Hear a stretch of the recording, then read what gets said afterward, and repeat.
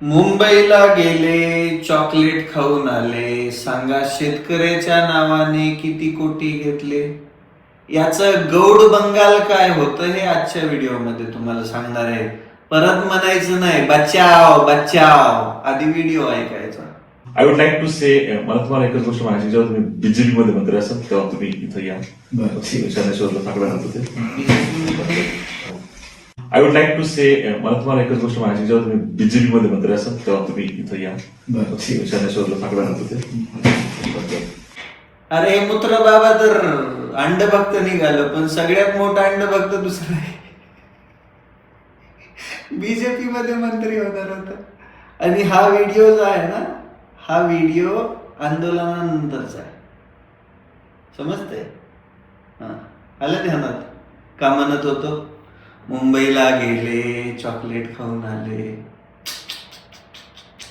बरं, मला एक म्हणायचंय, त्या खरात बाबाचं मूत्ररूपी अमृत नेमकं कोण कोण पिलंय बाबांनो? एकदाच सगळे मिळून सांगा बरं समोर येऊन की हसावं की रडावं असं झालंय. पण एक गोष्ट मात्र नक्की आहे, या खरातने अख्ख्या महाराष्ट्रातल्या राजकारण्यांची फिल्डिंग सेट केली आहे. आता फक्त सौम्य प्रकारचे व्हिडिओ बाहेर येत आहेत. उद्या हे सगळे टेबलावर बसलेले व्हिडिओ येऊ नये म्हणजे झालं ओम भट स्वाहा. पण हे मात्र नक्की होतं की जे शेतकऱ्यांच्या नावावरती आंदोलन केलं गेलं, त्या आंदोलनाची पोलखोल मी त्याच वेळेस केली होती. तेव्हा पण सांगितलं होतं शेतकऱ्याच्या हातात गाजर देण्याचंच काम हे राज्यकारणी करणार आणि हे आंदोलनकर्ते करणार.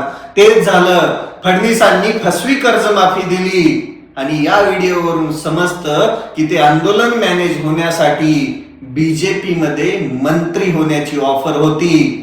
बहुतेक काही टेक्निकल कारणास्तव ती पुढे ढकलली असेल, पण ऑफर तर हीच होती मंत्रिपदाची.